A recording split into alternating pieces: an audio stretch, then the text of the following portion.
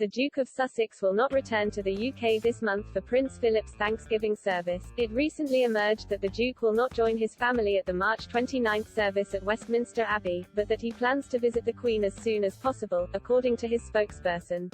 Her Majesty celebrates her Platinum Jubilee this year and is the first British monarch to reach the milestone.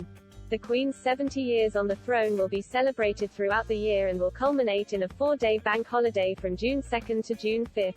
It is not yet known at what time, if any, that Harry will return, and whether his wife Meghan Markle and the two children, Archie and Lilibet, will be in tow. The Sussexes live in California within the gated community of Montecito. Their shock exit from the firm in 2020 was followed by a tell-all interview with U.S. chat show host Oprah Winfrey.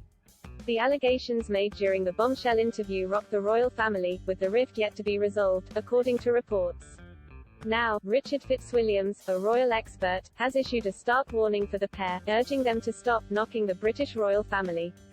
Last week, he told the To Die For Daily podcast, "They clearly are resentful, but if they wanted, or whatever future they wanted, they're completely unpredictable in my opinion. Don't keep knocking the British royal family or should I say don't keep knocking your family, which it is."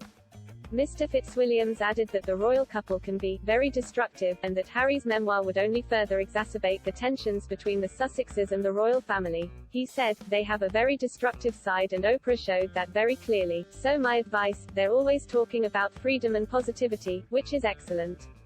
But there's no positivity if Harry produces a book which is going to cause harm in the Jubilee year to the Queen. So, if you talk positive, it's high time they acted positive when it came to the royal family." Last year, Harry announced his plans to release a memoir discussing the highs and lows, the mistakes, the lessons learned in his life so far.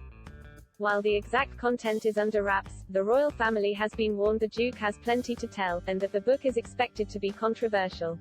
Speaking to Express.co.uk, royal commentator Jonathan Sacerdoti said, "I think we can expect to see some controversy from that book. I don't think publishers pay that kind of money unless they expect to get something quite substantial in return. Also, HE's got quite a life story that people are interested in reading about. I suspect we might be seeing some of that, but exactly what they bring out next, I don't know."